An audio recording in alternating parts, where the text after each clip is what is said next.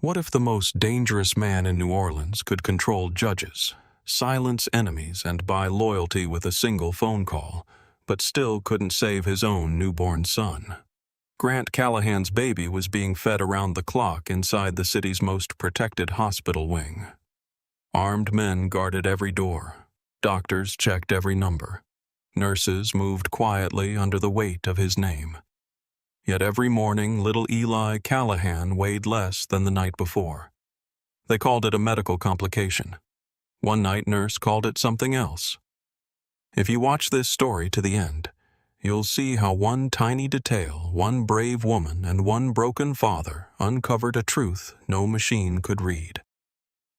Before we begin, hit like and comment where you're watching from, because this story starts where power ends and love begins. The city outside kept breathing wet and restless beneath the Louisiana rain, but inside Magnolia Grace Medical Center, the 7th floor held its breath. Grant Callahan had not left that floor in 23 days. He slept in pieces, 10 minutes in a leather chair, 15 against a window, sometimes not at all. His shirts were still expensive, his shoes still polished by men who knew better than to ask questions, but grief had stripped the shine from him. His beard had grown in ruff along his jaw. His eyes had sunk deep. The King of New Orleans looked less like a ruler now and more like a man standing at the edge of a grave refusing to blink because the grave might open wider. Everyone in the hospital knew the rules by then. Do not stare at Mr. Callahan. Do not argue with Mr. Callahan. Do not tell Mr. Callahan there is nothing more to be done. And above all, do not touch the baby unless the night nurse says you can. That last rule had not come from Grant. It had come from June Parker. June moved through the NICU with the kind of calm people mistook for softness until they tried to push against it. She was 29, with tired green eyes, dark blonde hair pinned at the base of her neck, and hands that never shook when a monitor started screaming. Her voice could quiet a panicked mother, cut through a room of arguing doctors, or stop one of Grant's armed men from stepping past a sterile line. She had grown up 2 hours west of New Orleans, in a town small enough for every secret to have a front porch. Her mother cleaned rooms at a motel off the highway. Her father vanished before June knew how to write his name. By 12, she could cook dinner, change a tire, and tell by the pressure in the air when a storm was about to tear the sky open. By 17, she knew she wanted to work somewhere life was fragile enough to matter every second. That was why she chose babies. Not because it was sweet, because it was war in miniature. Every ounce mattered, every breath mattered. Every shift in skin color, every tremble in a tiny hand, every degree of temperature could mean the difference between a child going home in a car seat or leaving beneath a white sheet. June had seen miracles in that ward. She had also seen fathers punch walls, mothers bargain with God, grandparents fall apart in hallways, and doctors look away when hope got too expensive. Grant Callahan was not the first powerful man to become powerless beside an incubator.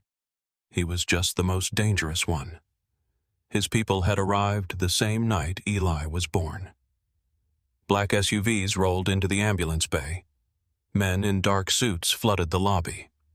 A private security team swept the 7th floor before sunrise. By noon, the hospital had changed shape around the Callahan name. The west wing of the NICU became a guarded corridor. The waiting room became Grant's command center. The family consultation room became a place where men with gold watches spoke in low voices about territory shipments, court dates, and blood. The hospital administrators pretended they still controlled the floor. Everyone else knew they did not. Grant's cousin Wade Callahan was there almost every day, always in a charcoal suit, always with a hand on Grant's shoulder, always speaking softly, as if grief had made him holy. He had a handsome face that never quite warmed. His smile arrived when needed and disappeared the moment it no longer served him. The nurses liked him more than they liked Grant because Wade said, "Please remembered names," and brought coffee to the station. June did not trust that kind of charm. She had seen men smile over broken things before. Still, the pain in Grant was real. It sat in the room with him. It followed him to the glass wall of Eli's incubator. It kept him awake when everyone else begged him to rest. It lived in the way his hand hovered over the porthole before touching his son, as if he feared his own skin carried too much violence. June first saw that pain on the night Mara Callahan died. The hospital had been chaos. Rain hammered the emergency entrance. A surgeon shouted for blood. Someone slipped on the wet floor near Trauma 2. Grant came through the automatic doors covered in soot, his white shirt torn open at the collar, his hands red to the wrists. He was carrying his wife's wedding ring. Mara Callahan had arrived moments before him. She had been 8 months pregnant, barely alive, her body broken by the explosion that tore apart her SUV near the Garden District. The police would later call it a rival hit. Reporters would call it a targeted attack. Grant's men would call it war. June remembered only the sound Grant made when the trauma doors closed between him and his wife. It was not a shout. It was worse. It was the sound of a man who had spent his whole life teaching the world to fear him and had just discovered fear had been waiting at his own door. The doctors saved the baby. They could not save Mara. Eli Callahan came into the world too small, too early, and too quiet. His first cry was thin, angry, stubborn. June had been in the delivery room when it happened. She remembered the surgeon calling the time. She remembered the blood. She remembered Eli's wet, fragile body being placed beneath the warmer as a respiratory therapist worked fast beside him. Grant watched through a glass panel, one hand flat against it, his mouth moving around words no one could hear. Later, June learned what Mara had said before the end. Do not let him become the world that made you. Grant never repeated those words to the staff. He barely spoke Mara's name. But June saw the sentence in him every time he looked at Eli. It made him softer. It made him crueler. Because love in a man like Grant Callahan did not arrive gently. It arrived armed. The morning Eli dropped below 5 pounds, Dr. Nolan Pierce walked into the NICU with a tablet pressed to his chest and 3 residents trailing behind him like nervous shadows. Pierce was polished in the way rich doctors often were. Silver hair at the temples, clear skin, tailored white coat, a voice trained to sound compassionate without giving anything away. He stood near the glass and explained Eli's condition for the 4th time that week. Premature infants often struggle with nutrient absorption, he said. His digestive system is underdeveloped. His metabolic demands are high. We are using total parenteral nutrition to support him intravenously, but his response has been inconsistent. Grant stared at the incubator. English, he said. Pierce swallowed. We are feeding him through his veins because his body is not ready to take enough by mouth. But he is still losing weight. Grant turned then. The room changed. June felt it before anyone moved. The air tightened. The residents shifted back. One of Grant's men, a broad-shouldered man named Cole, lowered his gaze toward the floor. Even the machines seemed louder. Grant stepped toward Pierce. My son was 5 pounds 3 days ago. Yes, Pierce said carefully. This morning he is 4 pounds and 5 ounces. Yes. You are telling me you can pour food straight into his blood and he can still starve. Pierce's lips parted, but no answer came out quickly enough. Grant moved faster than anyone expected. His hand closed around the front of Pierce's coat and drove him back against the wall. The tablet hit the floor with a flat crack. One resident gasped. Cole took a step forward. Another guard reached for the door, making sure no one came in. Grant's voice dropped so low June had to lean slightly to hear it. If my son dies because you were too proud to admit you missed something, I will take your life apart one piece at a time. Pierce trembled. Mr. Callahan, please. We are doing everything medically possible. then do the impossible. Eli's monitor spiked. The numbers jumped. June looked at the screen, then at the baby. His tiny chest fluttered beneath the soft rise of the blanket. His heart rate climbed sharp and fast. That was enough. June crossed the room. "Let him go." No one breathed. Grant did not turn at first. June stopped 2 feet from him. "Mr. Callahan," she said, firmer now. "Let him go." Grant slowly looked over his shoulder. His eyes were black with grief. "Walk away, nurse." No. The word landed hard. One of the residents stared at her as if she had stepped in front of a train and asked it to apologize. June pointed toward Eli's monitor. "Your son's heart rate is climbing. He can feel stress. He can hear raised voices. He does not understand your money, your anger, or your name. All he knows is that the room is no longer safe." Grant's grip did not loosen. June stepped closer. "You want to protect him? Start by not scaring the life out of him." For a moment, Grant looked like he might burn the entire hospital down with everyone inside it. Then Eli made a sound. Tiny, broken, barely there. Grant's head turned. The baby shifted inside the incubator, his mouth opening, his little face tightening with effort. The monitor kept beeping. Faster, faster. Grant released Pierce. The doctor stumbled sideways, coughing into his sleeve. June did not look at him. She moved to the incubator, sanitized her hands, opened the porthole, and slipped 2 fingers inside. Her voice changed instantly. Softer, warmer, a different kind of strength. "Easy, Eli. Easy, sweetheart." "I know. Too much noise in here." Eli's tiny fingers brushed her glove. Grant watched as if he had never seen tenderness work before. June kept her hand steady. "That's it," she whispered. "Come back down. You are not alone in this room." Slowly, the number on the monitor began to fall. Grant stood behind her silent. Pierce retrieved his tablet with shaking hands and left with the residents mumbling something about reviewing labs. The guards stayed near the door. The rain kept striking the windows. Eli's breath steadied. When June finally withdrew her hand, Grant was still watching her. "You talk to him like he understands." "He does," she said. "He is 3 weeks old. He has been fighting since the second he got here. That teaches a person things." Grant looked through the glass. The hardness in his face cracked for half a second, and June saw the man beneath it. Not the boss. Not the butcher whispered about in city bars. Just a father afraid to love a child he might lose. He did not thank her. Men like Grant were not trained for thank you. Not when it mattered. Instead, he said, "You are the only one on this floor who does not look at him like he is already gone." June looked at Eli. "He is not gone." Grant's voice roughened. "Everyone keeps preparing me." "Then stop listening to everyone."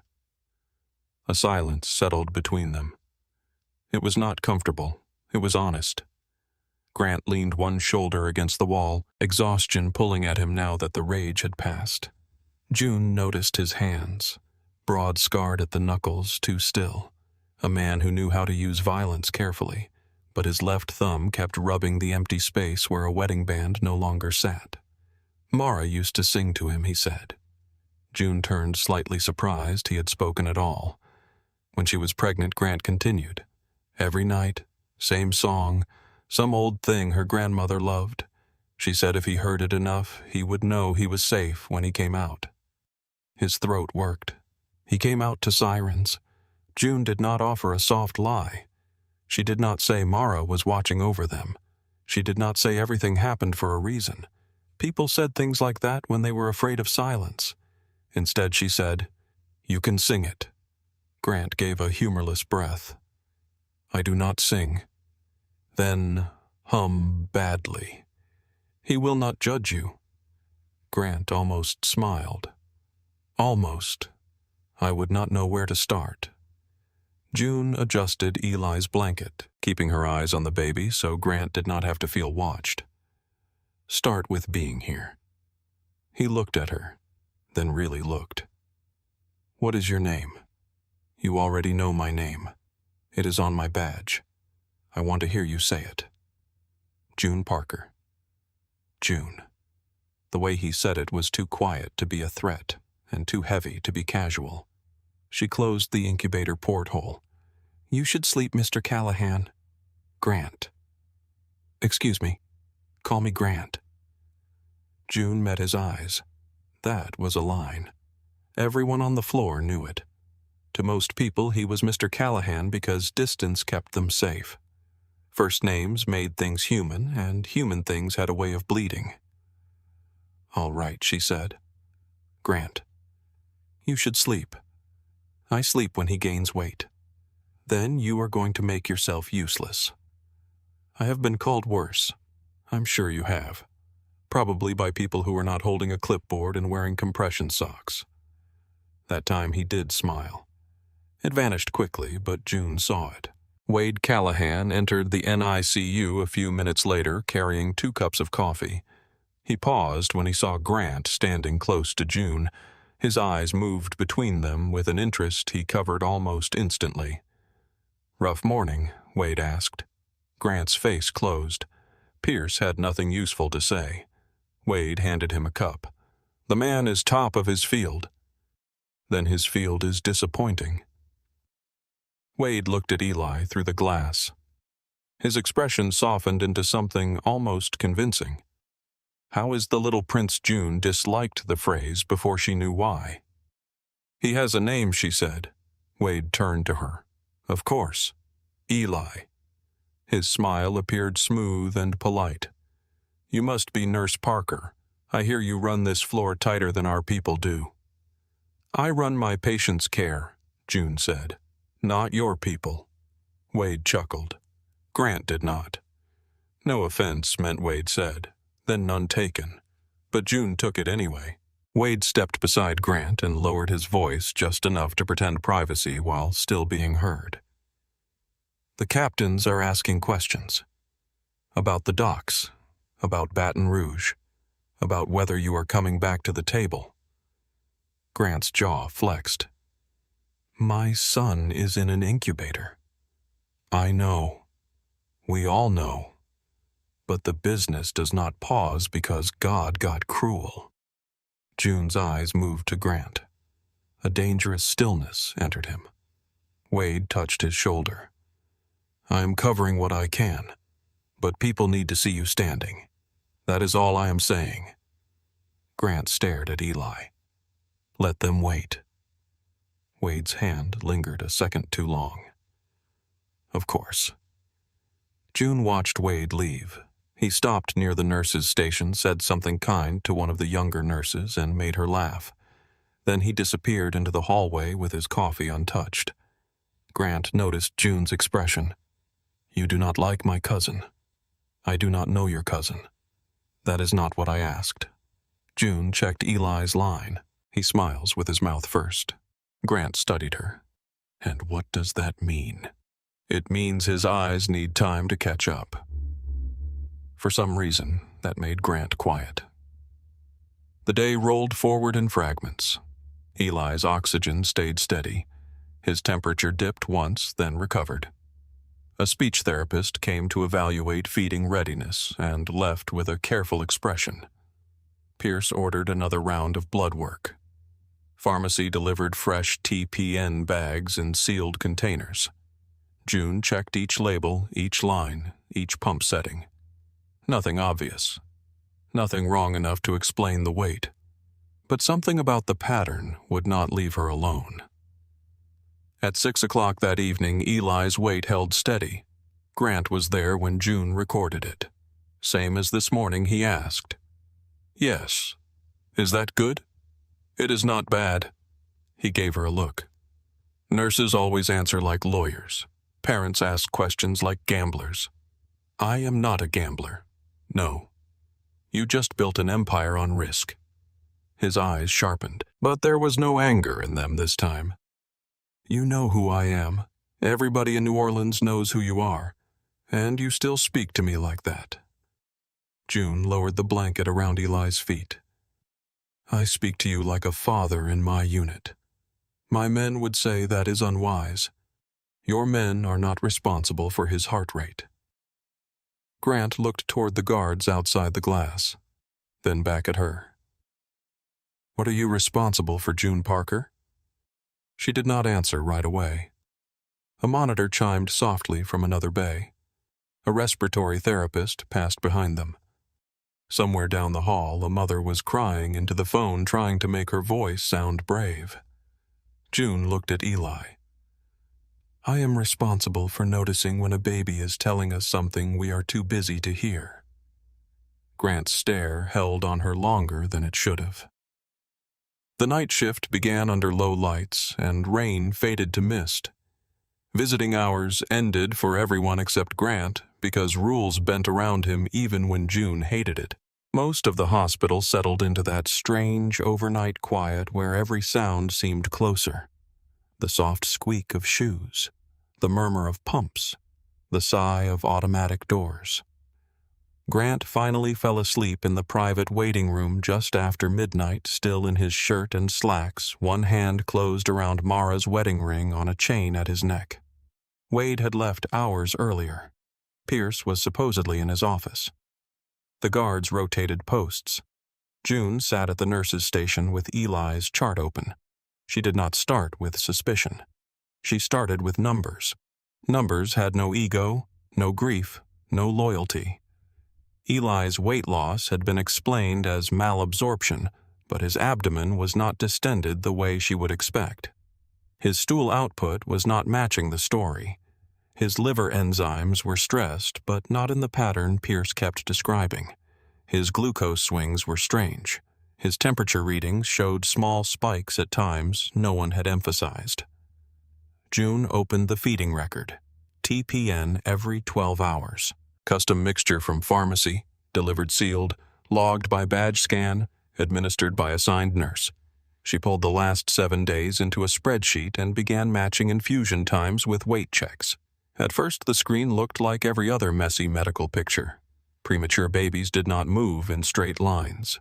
They gained, lost, stalled, rallied, dipped again. Bodies that small were storms. But then, June narrowed the window. Midnight to 6, 6 to noon, noon to 6, 6 to midnight. Her fingers stopped over the keyboard.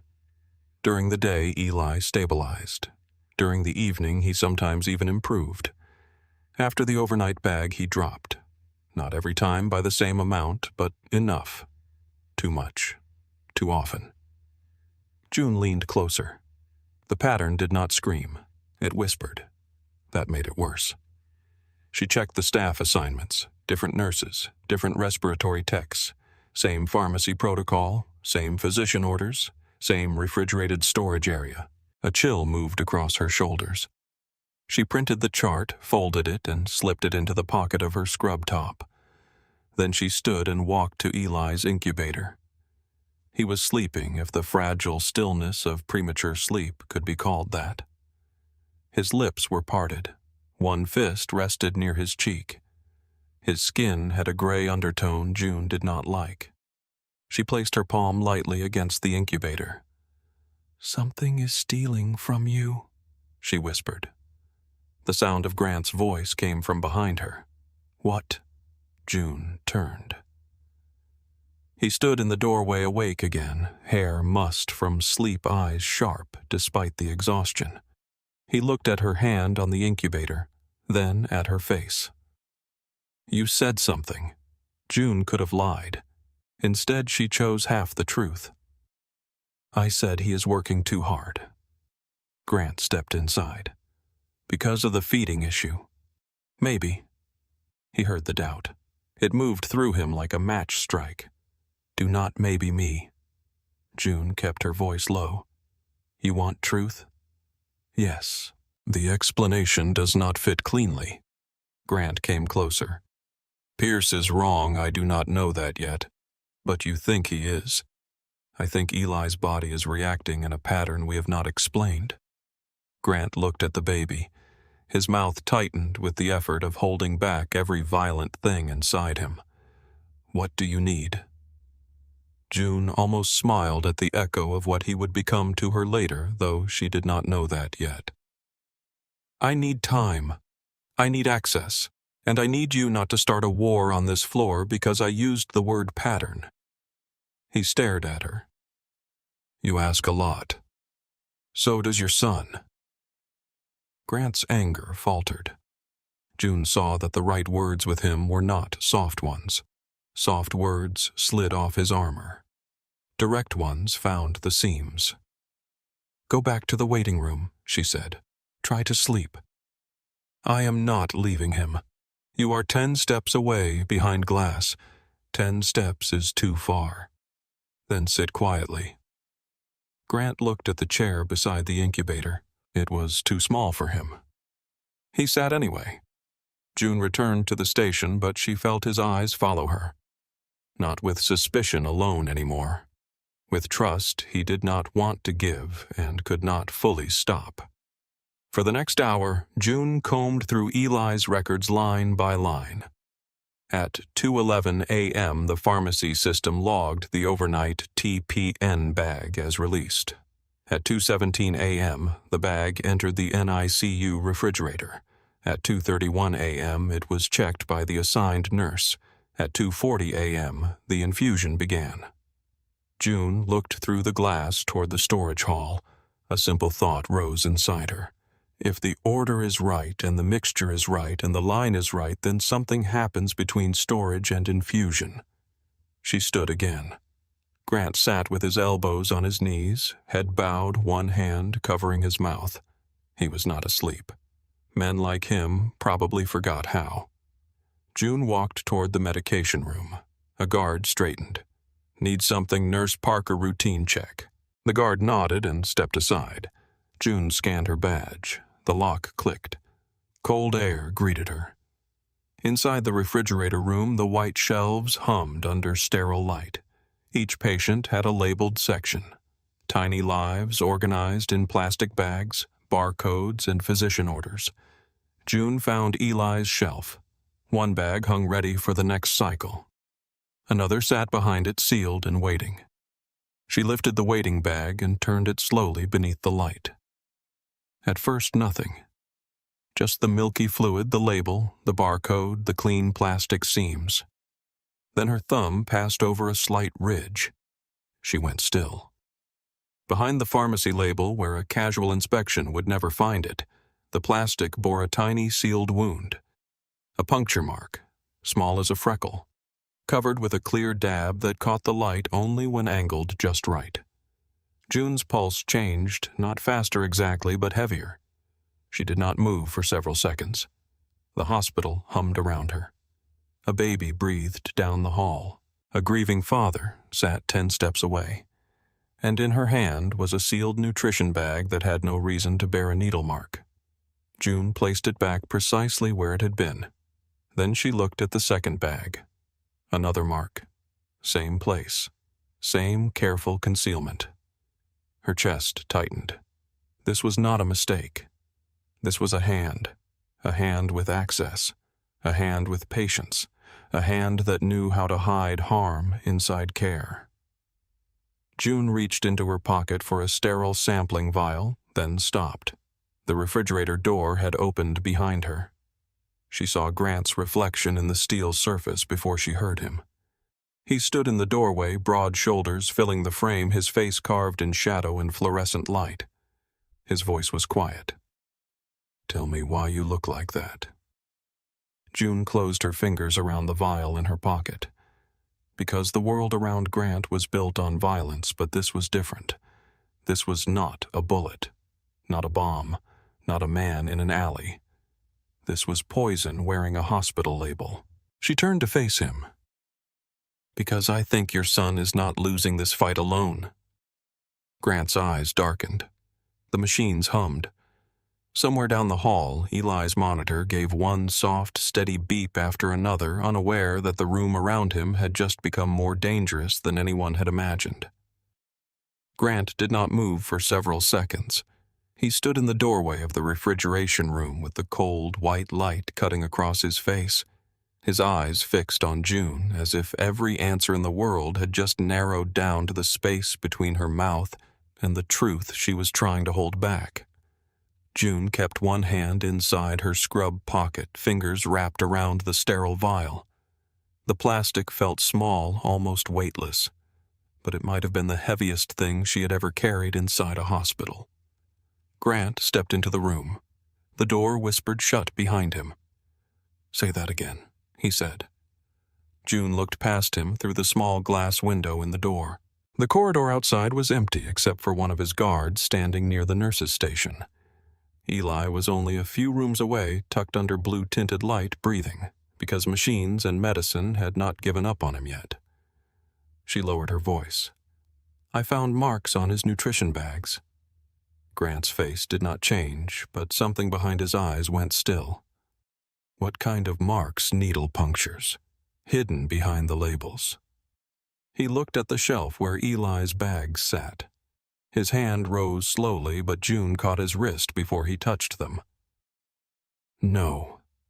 Grant looked down at her hand on him. Any other person on that floor might have lost fingers for less. June knew that. She felt the danger in the room shift toward her dark and immediate. Still, she did not let go.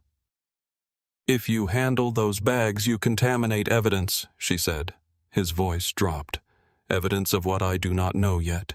You know enough to look scared." "I am not scared." Grant leaned closer. "June." Her name sounded different when he said it like that. Not soft, not gentle. A command wrapped in need.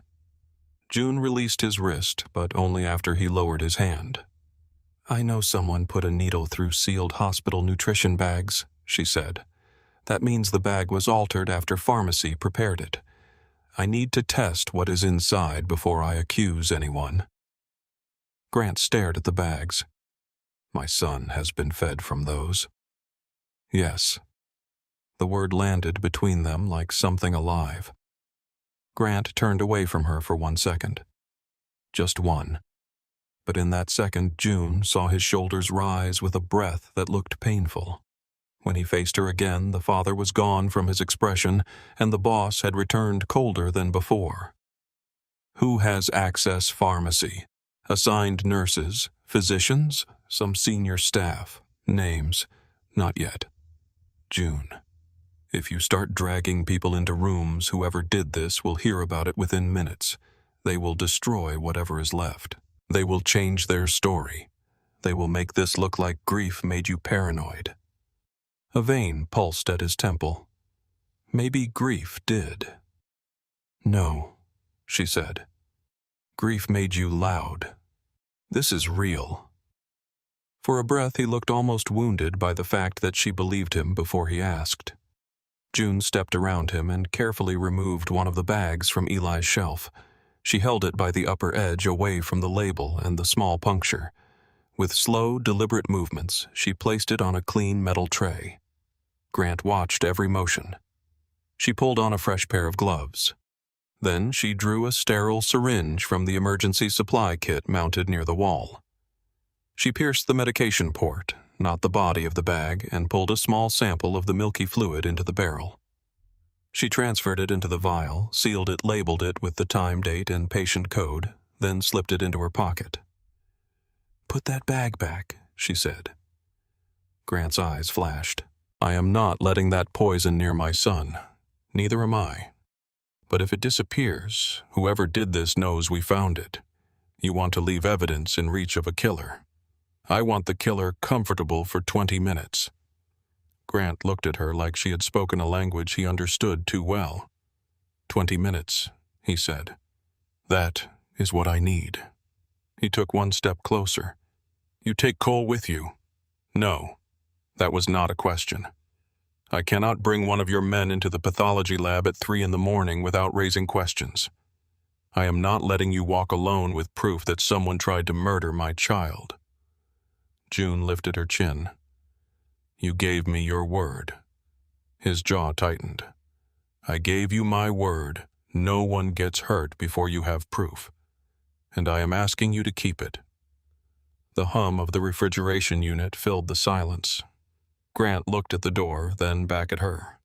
His control was not calm, it was violence chained to a chair, straining hard enough to break the wood. Finally, he stepped aside. 20 minutes, he said again. June moved to the door. Before she opened it, Grant spoke behind her. If you are wrong, I will still thank you for looking. She paused. And if I am right? His answer came without hesitation. Then the city will learn a new kind of quiet. June turned back to him. No city, no war, no hospital full of innocent people paying for what one monster did. Grant held her gaze. You keep saying innocent like the world cares. I care. The words were simple, but they stopped him. For a moment, the cold room seemed smaller, less like a hospital space and more like the inside of a confession neither of them was ready to make. Then June opened the door and walked out. The corridor was dim and blue with night lighting. Machines breathed behind glass. Nurses spoke in low tones at the station. One mother slept curled in a chair with a blanket around her shoulders, her phone still open in her hand. Life and terror rested side by side in that ward separated by thin curtains and medical tape. June kept her pace even. Not hurried, not suspicious. She passed Cole at the nurse's station. Everything okay? He asked. Routine lab run. His eyes moved to Grant behind the glass, then back to her. Boss, no. Yes. Cole nodded and let her pass. June took the service elevator down because the main elevators had cameras. Grant's men watched too closely. The doors closed with a soft metallic sigh. As the elevator descended, her reflection stared back from the steel wall. For the first time that night, she allowed herself to breathe fully. Her hands still did not shake. That scared her more than shaking would have. The basement pathology lab sat beneath the polished hospital floors like the truth beneath a lie. No music, no visitors.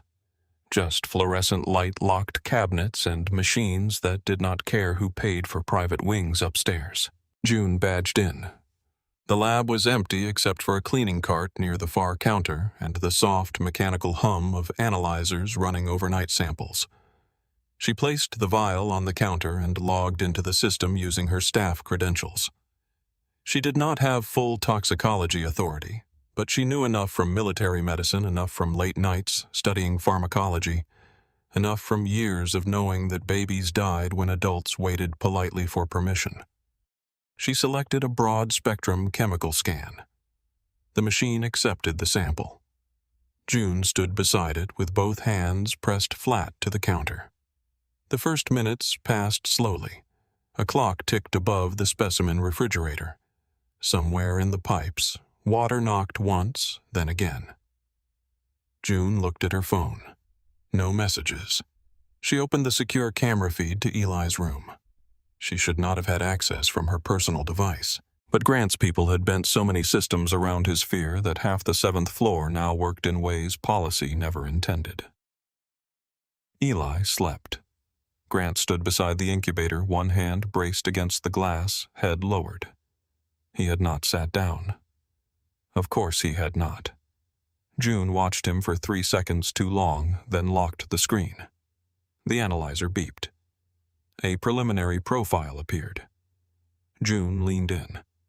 At first, the screen showed expected components: amino acids, lipids, glucose, electrolytes, trace elements. Then the unknown compound field populated. June read the chemical signature. Her mouth went dry. She ran it again. The second result matched the first. She pulled up the compound reference. The database loaded slowly every second, stretching thin. When the name appeared, June felt the room tilt. It was a metabolic toxin, old dangerous, infamous in toxicology circles. A compound once abused for rapid weight loss because it forced the body to burn energy at a terrifying rate. It turned cells into furnaces. It made calories vanish as heat. In adults, it could kill. In a premature infant, Even a careful microdose could mimic catastrophic failure to thrive while slowly starving the organs from the inside. June gripped the counter. Eli had not been failing to absorb nutrition. His body had been forced to burn through it. Every ounce lost had been stolen. Every morning number had been a crime scene. For a second, she was no longer in the basement lab. She was back beneath desert light, kneeling in dust with blood soaking through her gloves, telling a 19-year-old soldier to keep looking at her while his life poured out faster than she could stop it. She remembered the helpless fury of knowing exactly what was wrong and not having enough time. Not again. Not with a baby. She printed the toxicology result, folded it, and tucked it inside her scrub pocket beside the vial. Then she sealed the remaining sample in a secondary evidence container and placed it in the small refrigerated lockbox used for critical chain of custody specimens. Her phone vibrated. Grant. 2 words appeared on the screen. How bad? June stared at the message. She typed, then deleted. Typed again. Come to Eli. Do not speak to anyone. She sent it. Then she gathered the lockbox and left the lab. The basement corridor felt longer on the way back. The walls were painted a tired beige.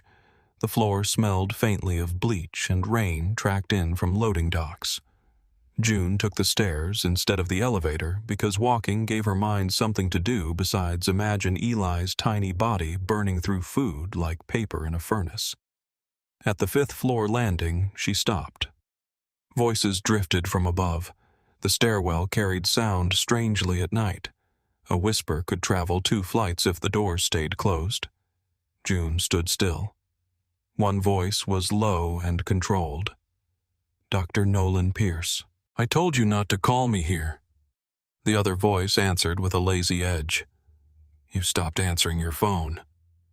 June's fingers tightened around the lockbox handle. Wade Callahan. She moved closer to the wall, staying below the turn of the stairs. Pierce spoke again, sharper now. This is too risky. The nurse is watching the charts. Wade gave a soft laugh. The nurse is pretty. Nurses watch everything. That is why they are useful until they are not. June held her breath. Pierce lowered his voice, but the anger carried. You said the child would be dead before Grant started asking real questions. No. I said you would make it look natural. It does look natural. Then why is Grant looking at everyone like he is deciding where to bury them? He always looks like that. Not at her. Silence. June felt that sentence in her ribs before she understood why. Pierce continued. She found something. I saw her reviewing the infusion windows. Then speed it up, Wade said. No. If I increase the dose too sharply, his temperature spikes. His labs shift. Someone outside my service might catch it. Doctor, listen to me very carefully. My cousin has been useless since Mara died. He sits beside that glass box and lets the captains whisper behind his back. Baton Rouge is slipping. The dock crews are nervous. Houston wants a cleaner partner. This family needs a man who can stand up without crying into a baby blanket. You are talking about his son. I am talking about an heir who should never have breathed in the first place. The words hit June so hard she nearly moved. She pressed one hand over her mouth. Wade's voice stayed calm, almost bored. Mara was supposed to die in that car. The baby was supposed to die with her. Clean, fast, tragic. Grant would have broken once, not every morning for 3 weeks. Pierce sounded sick. You never told me you ordered the hit on her. I did not order anything you need to remember. You said this was about stabilizing the organization. It is.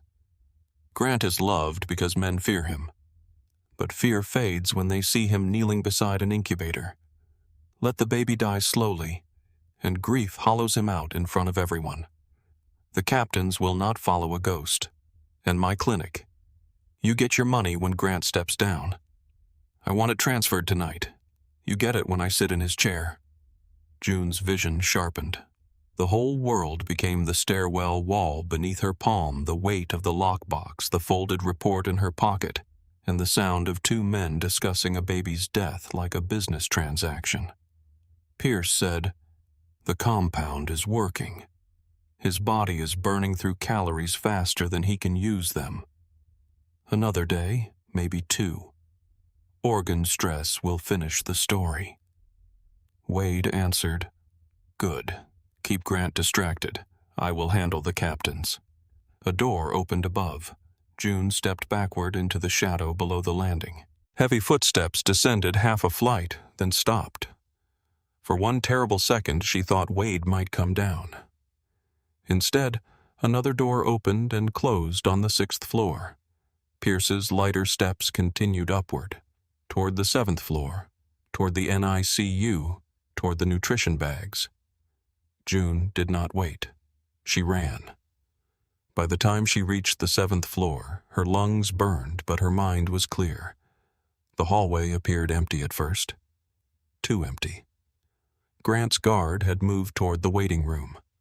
The nurse's station was momentarily unattended because one of the other babies had set off an oxygen alarm in Bay 3. Through the glass ahead, June saw Pierce moving toward the refrigeration room. He had changed his coat. He carried nothing visible. That made him more dangerous. June slipped into the supply closet beside the medication room, easing the door nearly shut behind her. She needed an evidence bag. She needed a sterile lockbox large enough for the contaminated TPN bags. She needed to pull them before Pierce destroyed them, but she also needed one clean bag ready for Eli before the next infusion cycle. Her hands moved fast through the shelves. Gloves, tamper seals, specimen bags, clear plastic evidence sleeves. A metal tray shifted near her elbow. June caught it before it fell. Barely. She exhaled. Then the door to the supply closet opened. Pierce stood there. He looked different now. Not polished, not compassionate. Sweat shone near his hairline. His eyes moved from June's face to the lockbox in her hand, then to the folded paper visible at the edge of her pocket. The door closed behind him. The lock clicked. For a moment, neither of them spoke. June straightened slowly. "Dr. Pierce." His mouth curved, but there was no warmth in it. "Nurse Parker." He stepped farther into the closet. The room was small, lined with wire shelves stacked with gauze sterile drapes, tubing, and stainless steel pans. The overhead light buzzed softly. Through the wall, distant monitors continued their steady rhythm, indifferent to the two adults standing on opposite sides of a secret big enough to kill. Pierce held out his hand. "Give me the report." June did not move. "What report?" His smile thinned. "You are braver than you are smart. People keep assuming those are separate things." He took another step. "You have no idea what you have walked into. I know exactly what I walked into. You poisoned an infant under your care." The mask slipped. His eyes hardened. "I saved myself. You call that saving? You think men like Grant Callahan ask you think they negotiate? Wade made it clear my clinic would be gone. My family would be ruined. My career would be over. So you chose a baby." Pierce flinched. Just slightly. June saw it. He was already fragile, Pierce said, as if the words disgusted even him. Nature was going to take him eventually. June's voice went quiet. "Do not dress murder in a lab coat." Pierce reached into his pocket. June's body recognized the movement before her mind named it. He pulled out a syringe. The fluid inside was clear. His hand shook, but not enough. "It will look like cardiac arrest," he said. "A tragic collapse. Too many double shifts. Too much stress. Everyone knows you have been under pressure." June set the lockbox down on the shelf beside her. "Careful. Slow. You do not want to do this." Pierce laughed under his breath. "No, Nurse Parker. I very much do not. But you have made it necessary." He lunged. June did not step back. She stepped in. Her left hand caught his wrist before the needle reached her shoulder. Her right palm slammed upward into his elbow. Bone and joint met force at a bad angle. Pierce cried out, more shocked than hurt at first.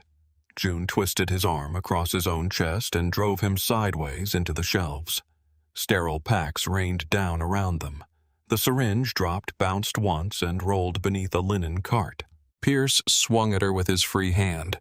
June ducked, caught his sleeve, and used his momentum against him. His feet tangled. His shoulder hit the floor first. The sound was dull and final. She was on him before he could breathe. One knee pinned his upper arm. One hand pressed the side of his face to the linoleum. The other gripped the back of his collar hard enough to choke him if he fought. Pierce gasped. June leaned close. "I spent 2 years keeping men alive while mortars tore the sky open," she said. "Do not mistake scrubs for softness." The supply closet door burst inward. Grant filled the doorway. Behind him, Cole and another guard raised their weapons, then froze at the sight of June on top of the hospital's most respected neonatologist. Grant's eyes moved once around the room. The fallen supplies, the syringe under the cart, the toxicology report on the floor, Pierce gasping beneath June's knee. Then he looked at her. "Are you hurt?" June's grip tightened on Pierce. "No." Grant's face changed so quickly it was almost frightening. Concern vanished. What replaced it was older, colder, and utterly without mercy. He stepped into the room and picked up the toxicology report. His eyes scanned the page. June watched the words enter him. Metabolic toxin. Contaminated nutrition. Infant patient. He did not explode. That was worse. Grant crouched beside Pierce. The doctor began to sob before Grant even touched him. "Please," Pierce choked. "Please, I can explain." Grant's voice was soft. "My son has been starving with a tube in his vein." Pierce shook his head against the floor. It was Wade. It was Wade. "He made me do it." Grant went still. June slowly rose, letting Cole take control of Pierce. Grant looked at her. "You heard him." "I heard Wade in the stairwell too," June said. "He planned Mara's death. Eli survived when he was not supposed to. Wade wants the baby gone, so you break in front of your captains." For the first time since June had met him, Grant looked truly struck. Not angry, not grieving, struck. As if the knife had come from behind and the hand holding it still wore his blood. "My cousin," he said. June's voice stayed steady. "Yes." Grant turned back to Pierce. The doctor started begging again. Grant reached inside his jacket. June saw the gun before it cleared the holster. She stepped in front of him. "No." His eyes lifted to hers. The weapon stayed in his hand. "Move." "No." "June. If you kill him now, Wade wins time. He denies everything. He says Pierce acted alone. He tells your captains grief made you unstable. He takes the chair while you are standing over a body with your fingerprints on it."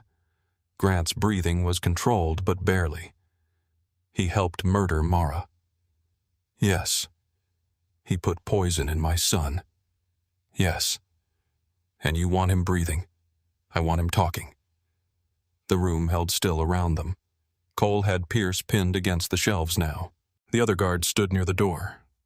Outside, somewhere in the NICU, Eli's monitor continued its small, steady sound. June lowered her voice. "Eli needs clean nutrition tonight. He needs you thinking. He needs his father more than he needs your revenge." Grant looked at her for a long moment. Then his hand lowered. "Not all the way, but enough." June stepped closer, close enough that only he could hear her. "We do this right," she said. "We save him first." Grant's eyes did not leave hers. At last he slid the gun back into its holster. Pierce sagged against Cole's grip, crying openly now. Grant turned toward the refrigerator room. "Then we saved my son." June picked up the lockbox. Her hands were steady again. Together they walked out of the supply closet and into the blue light of the NICU, where Eli Callahan slept beneath glass, still fighting a war he had never chosen. The blue light of the NICU swallowed the violence behind them. June stepped through first, carrying the lockbox against her ribs.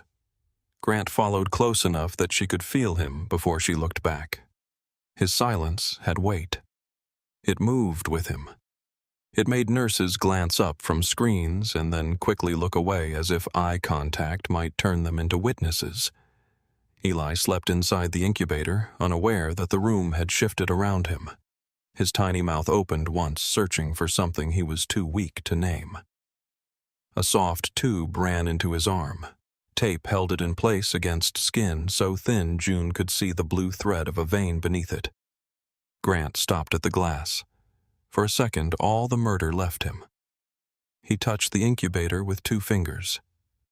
"I was standing right here," he said, his voice almost empty. "Every night, every morning. I watched him disappear and called it helplessness." June set the lockbox on the counter and washed her hands again. She scrubbed longer than she needed to. She needed the motion, the water, the sharp smell of soap. Anything that kept her focused on the baby instead of the men now trapped inside the hospital with them. "You did not poison him," she said. Grant did not look at her. "I let someone close enough. That is not the same thing. In my world it is." June dried her hands and pulled on fresh gloves. "Then step out of your world for 5 minutes." That made him turn. She held his stare, not challenging him for pride, not softening the truth for comfort. "Eli needs a clean line. He needs stable temperature. He needs the contaminated bag secured. He needs his chart protected before anyone with access changes it. After that, you can decide what kind of man you want to be in the hallway." Grant's eyes moved over her face. His anger was still there, but now it had direction, purpose. The kind that could either save a life or end one. "What do you need from me?" The question changed the room. June felt it. So did Cole, who stood near the doorway with Doctor. Pierce bent forward in his grip, one arm twisted behind his back. Pierce looked smaller without his coat straight, without his polished calm, without the power people had given him because he wore white and spoke in medical terms. June pointed toward the private procedure alcove. "Keep him there. No phones, no computer. No one speaks to him unless I am in the room." Grant nodded once. Cole dragged Pierce away. The doctor stumbled, shoes squeaking against the floor. "Please," Pierce said. "Grant, listen to me." Grant did not turn. "Do not say my name." Pierce went quiet. June moved to Eli's infusion pump. She checked the line, the rate the bag currently running. Her stomach tightened as she saw the label. Eli had already received hours from that mixture. There was no way to take those hours back. She clamped the line. The pump alarmed softly. Grant stepped closer. "What is happening? I am stopping the current bag. Is that dangerous?" "Leaving it is worse." June worked with controlled speed. She disconnected the line, capped the access point, and handed the contaminated bag to a second nurse named Anna, who had gone pale enough to look ill. "Put this inside the evidence sleeve. Do not touch the label. Do not scan it. Do not throw anything away." Anna whispered June. "What is going on?" June looked at her. Someone tampered with Eli's nutrition. Anna's hand flew to her mouth. Grant's head turned slightly. The gesture was small, but Anna flinched like a light had burst. June stepped between them without thinking. "Anna did not do this," she said. Grant looked at June, then at Anna. The moment stretched. At last he said, "Then she has nothing to fear." Anna's eyes filled with tears. June gave her a steady nod. "Go." Anna moved fast. June pulled a sealed emergency nutrition bag from the backup supply, one that had not been stored on Eli's shelf and had come from a different batch. She checked every edge, every port, every label. Then she made Grant look, too. "Do you see any puncture here?" He leaned close, studying it with the intensity of a man reading a ransom note. "No. Here. No." Behind the label, his jaw flexed. "No. Good." She primed a new line, flushed the access, and connected the clean bag. The pump accepted the settings with a soft chirp. For the first time that night, Eli received food no one had turned against him. Grant watched the fluid move through the tubing. That is it. For now. That little line is the difference. June adjusted the blanket around Eli's feet. Sometimes life is held together by little lines. Grant exhaled slowly. His hand rose toward the incubator porthole, then stopped. June opened it for him. "Sanitize first." He did. Thoroughly. Clumsily. Like a soldier handling a relic. Then he slipped 2 fingers through the opening and touched Eli's tiny foot. The baby's stirred toes curling against his skin. Grant's face broke open in a way June looked away from because it felt too private. "He is warm," Grant whispered. "He is fighting. He should not have to." "No," June said.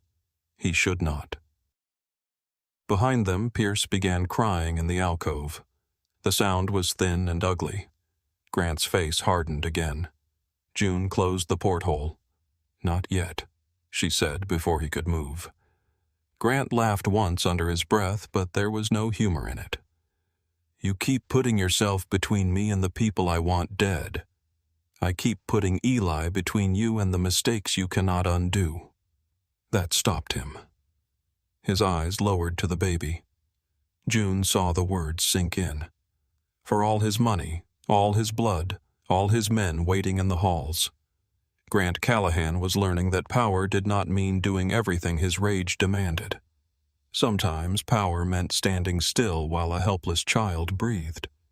June documented the new bag. She charted the discontinuation of the old one in language precise enough to survive questions, and vague enough not to alert the wrong person if the system was watched. She printed backup copies. She took photographs of the punctures. She locked the contaminated bags inside the transport case. Then she walked into the alcove. Grant followed. Pierce sat in a chair with Cole behind him. His left arm hung at an awkward angle. Sweat ran down his temples. His eyes darted from June to Grant and back again, searching for the softer one. "He chose wrong," June Pierce said. She did not react to the use of her name. "Do not," she said. His mouth trembled. "I was trapped." Grant stepped forward. Pierce shrank back so violently the chair legs scraped the floor. June raised one hand. Grant stopped, but barely. She placed her phone on the counter and opened the recorder. Pierce saw it. His face changed. "No. No, I need a lawyer." June tilted her head. "You tried to inject me with something from your coat pocket 20 minutes ago. Your concern for procedure came late." Grant leaned against the counter, arms folded. His voice stayed quiet. "You are going to speak clearly." Pierce shook his head. "I cannot." Grant's eyes emptied. "You can." Pierce looked at June. "If I say his name, I am dead." June pulled a chair around and sat in front of him. "Dr. Pierce, listen to me carefully. Eli is alive because we caught this before the next bag. If you tell the truth now, he stays alive and Wade loses his protection. If you stay quiet, Wade walks back into this ward and finishes what you started." Pierce began to cry again. "I never touched the baby." June's voice sharpened. "You touched the bag." He covered his face with his good hand. June let the silence work. After a long moment, Pierce lowered his hand. "Wade came to me 10 days after the explosion," he said. Grant did not blink. Pierce stared at the floor. He knew about my clinic, the debt, the malpractice review from Boston. He knew everything. He said he could make it disappear, or he could make it public. Who provided the compound, June asked. Wade. How, I do not know. He had a contact through one of their import channels. It came in amber vials, no labels. Grant's fingers curled against his sleeves. Pierce kept talking faster now, as if the confession had opened a wound he could not close. He told me the baby had to decline slowly. No sudden collapse. Nothing dramatic. He wanted Grant exhausted, humiliated. He wanted the captain seeing him lose control. June glanced at Grant. His face was stone. Only the pulse in his neck betrayed him. Pierce swallowed. I injected microdoses into the TPN bags after pharmacy delivery, behind the labels. I used clear surgical adhesive to seal the punctures. The symptoms matched malabsorption closely enough. Weight loss, metabolic stress, temperature shifts, organ strain. June's hand tightened around the phone, and Mara Callahan Pierce looked up. I had nothing to do with the car. Grant moved. This time June had to stand. Grant was already in front of Pierce, one hand around the doctor's throat, lifting him half out of the chair. Cole stepped back. He knew better than to interfere. Pierce clawed at Grant's wrist. Grant's voice was a whisper. You knew who did. Pierce's face reddened. June grabbed Grant's arm. Grant. He did not release him. Grant Eli is 20 feet away. That reached him. His grip loosened. Pierce collapsed back into the chair, choking. June placed herself directly in Grant's line of sight. Stay with me. His breathing was rough. He planned the explosion. I heard enough to believe that. He killed my wife. Yes. I buried her with our son still fighting to breathe upstairs. I know. No, he said, eyes burning now. You do not know. June did not step back. You are right. I do not know what it is to lose her, but I know what it is to kneel beside someone you are trying to save and feel their life leaving anyway. I know what guilt does when there is nowhere to put it, and I know your son cannot survive if grief drives the car tonight. Grant looked at her like she had struck him. Maybe she had, with truth. The room held around them. Pierce wheezed in the chair. Cole stared at the floor. Outside the alcove, Eli's monitor beeped small and steady. Grant closed his eyes. When he opened them, the boss had returned, but the father remained behind his eyes. Record it again, he said. June picked up the phone. Pierce looked terrified. Grant stepped close enough that Pierce could smell the smoke and coffee on him. This time you include Wade's name first. Pierce nodded quickly. June started the recording over. Pierce spoke for 12 minutes. He gave dates, times, payment methods, descriptions of the vials, the exact storage shelf, the adhesive, the false chart notes, the phrases Wade used, the promise of money once Grant stepped down, the threat to his clinic, the order to keep the baby dying slowly, not quickly. Grant listened without moving. June listened while part of her stayed tuned to the monitor outside. When Pierce finished, the room felt ruined. Not loud, not chaotic. Ruined in the quiet way a home feels after a fire. June saved the file in 3 places. Her phone, a secure hospital drive, a private device Grant handed her without a word. Then she faced Pierce. You are going to write it. Pierce stared. What? By hand. Every detail, no medical jargon to hide behind. Grant nodded to Cole. Get paper. Cole left. Pierce whispered, He will know. Grant looked toward the glass wall where Eli slept. Yes, he said. He will. June heard the shift in that answer. Not rage, decision. Cole returned with a legal pad and pen. Pierce wrote with his good hand, slowly, messily, under June's watch and Grant's shadow. The clock passed 4 in the morning, then 5. The clean nutrition continued to run. Eli's heart rate settled into a steadier rhythm. His temperature eased downward. His color did not transform all at once. Life rarely made dramatic entrances in a NICU. It returned quietly. A little warmth in the cheeks, a softer line around the mouth, fewer alarms. Grant saw every small change. He stood beside the incubator again after Pierce finished the written confession. June joined him, reading Eli's monitor. "Is it working?" he asked. "It is helping." "That is not the same." "No," she said. "But it is honest." Grant looked down at her. "You do not soften anything, do you?" "I work with babies who cannot afford lies." His gaze stayed on her. "I thought fear was the only thing that made people tell the truth." June kept her eyes on Eli. Fear makes people say what stops the pain. Trust makes them say what costs them. Grant was quiet for a long time. Then he said Mara would have liked you. The words landed softly. June did not know what to do with them, so she did what she knew. She checked the pump. Grant touched the chain at his neck where Mara's ring hung beneath his shirt. She hated this life, he said. Hated the cars, the guards, the men at dinner who laughed too hard because they wanted something. She used to say I turned every room into a locked door. June glanced at him. "And did you?" "Yes." His answer came without defense. She stayed anyway. Grant's mouth tightened. "She loved the man I was before I became useful to monsters." The sentence sat between them. June wanted to say that man might still be there, but she did not trust easy comfort. Not with him. Not tonight. Instead, she said, "Eli does not know your reputation." Grant looked at his son. "He will. Not if you give him something else first." Grant's eyes returned to her. The space between them changed again, quiet and dangerous in a way that had nothing to do with guns.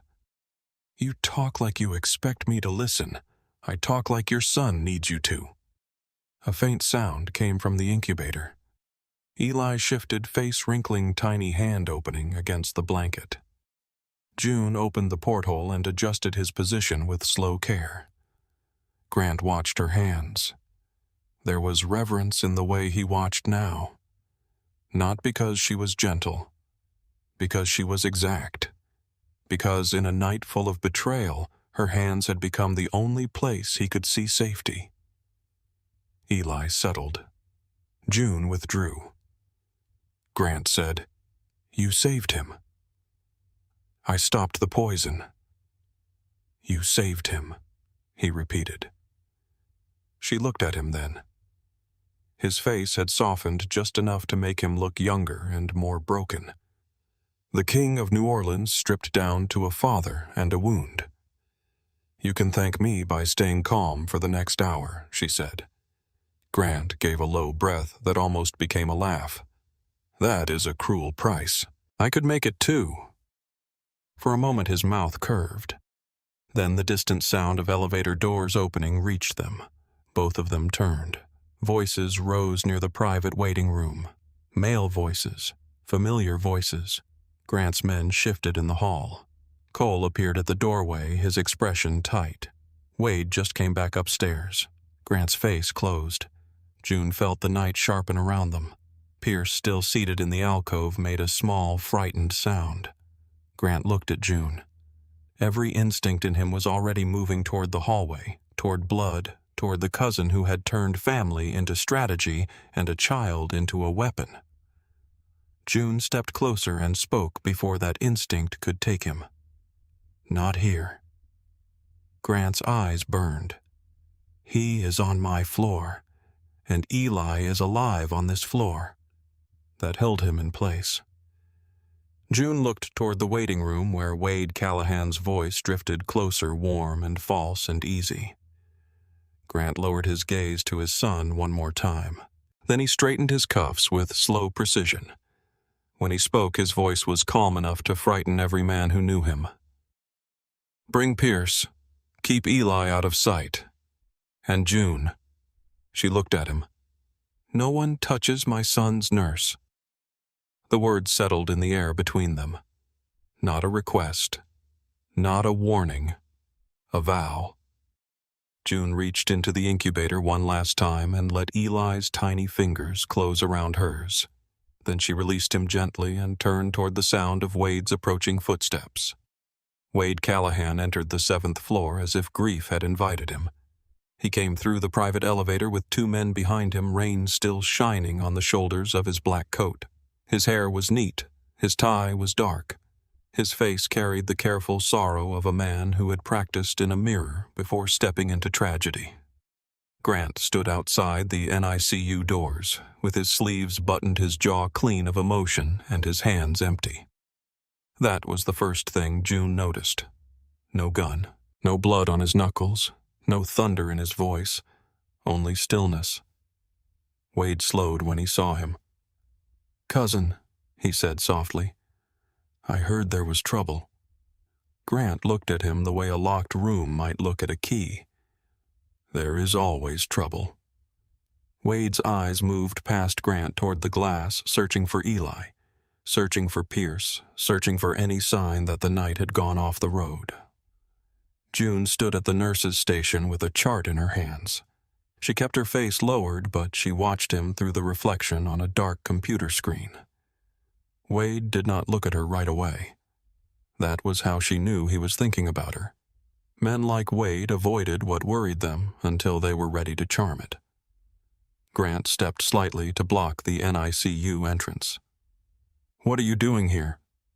Wade spread his hands. "I came to be with family. Family is quiet at 5 in the morning. I could not sleep." Grant gave him nothing. Wade's gaze sharpened for half a second, then softened again. "How is the boy?" June felt the question move through the hall like something rotten under perfume.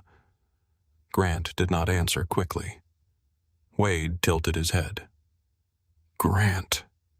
"He is alive," Grant said. One word in that answer bothered Wade. Not the meaning, the tone. It was too flat, too controlled, too unlike the man who had spent 3 weeks shattering every room that failed to save his child. Wade glanced toward the waiting room. "I brought coffee. Some of the men downstairs are worried. They said Dr. Pierce was called up here."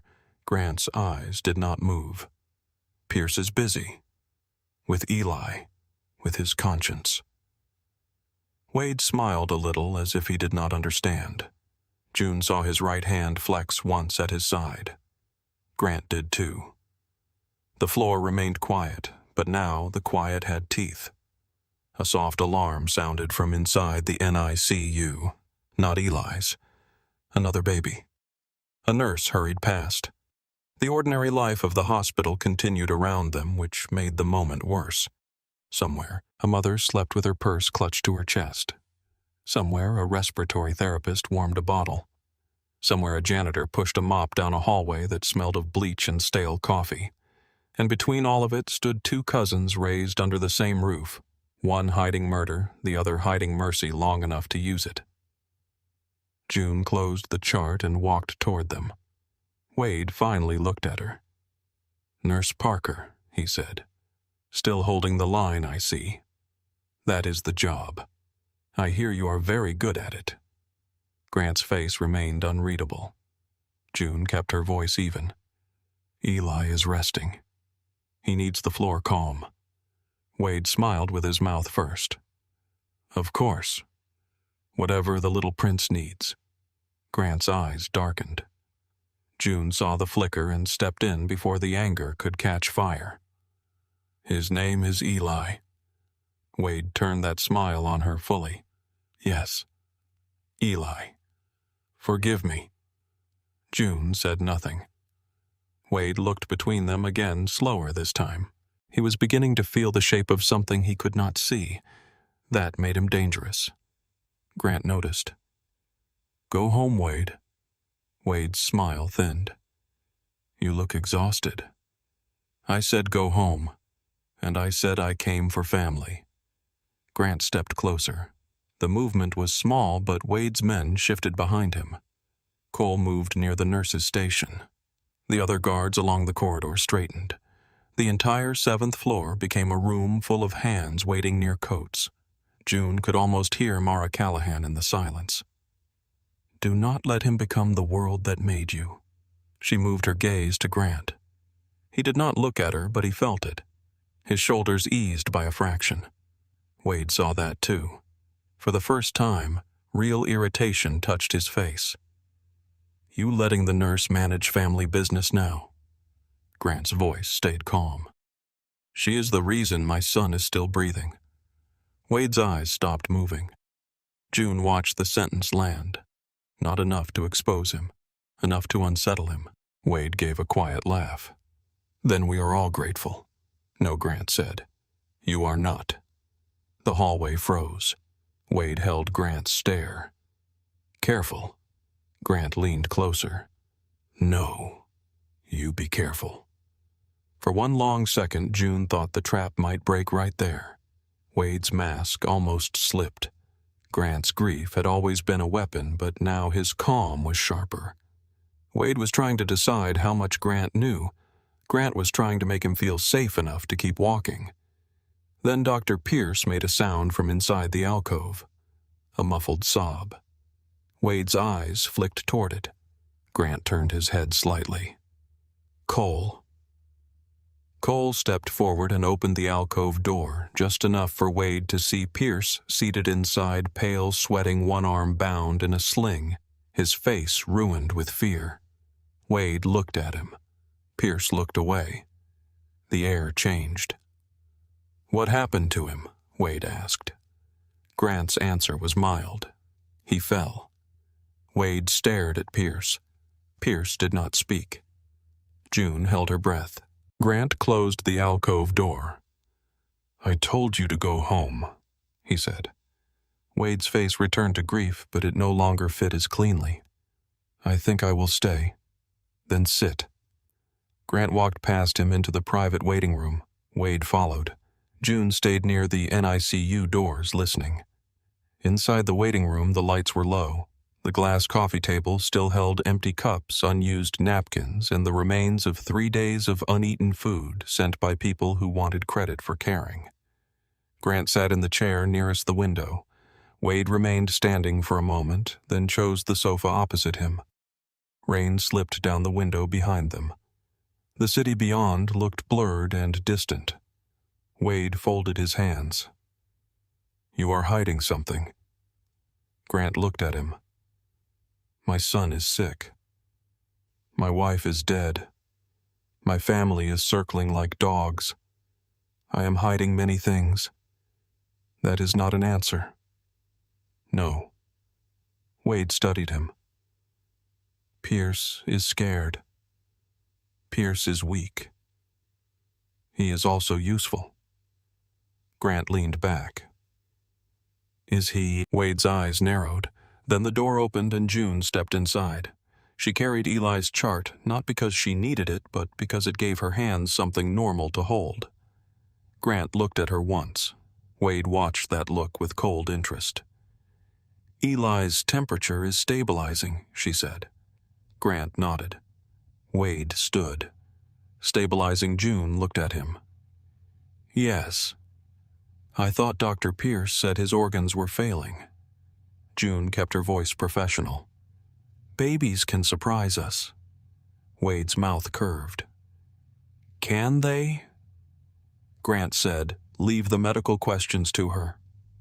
Wade turned toward him. You trust easily now. No, Grant said. I trust rarely. There is a difference. June felt the heat in the room rise. Wade stepped closer to Grant. The men are worried. You know that. They have been patient because of Mara, because of the child. But patience has limits. Baton Rouge is talking to outsiders. The dock crew wants direction. The Houston accounts are exposed. You cannot keep living in this hospital. Grant looked out at the rain. I am aware. Are you? Grant's eyes returned to him. Wade lowered his voice. I have carried things while you sat beside that incubator. I have kept the captains calm. I have answered the calls you ignored. I have buried the weakness before anyone could smell it. June saw Grant's fingers tighten against the chair. Wade continued, I did that because we are blood. Grant stood slowly. Blood. The word came out almost gently. Wade nodded. Yes. Blood. Grant moved closer. Then you should know what happens when blood turns poison. Wade stared at him. The room went silent. June felt the moment open dark and deep. Grant could end it now. He could speak Wade's name. He could play the recording. He could let Cole drag him down the hall before sunrise. But outside the waiting room, beyond the glass and the nurses and the guards, the captains were not there yet. Wade needed witnesses. Wade needed to reach for power where the family could see his hand. Grant looked at June. She understood. She turned toward the door. Mr. Callahan Eli needs another assessment in 10 minutes. Grant did not take his eyes off Wade. Thank you, Nurse Parker. The formality told her he had chosen patience. June left the room.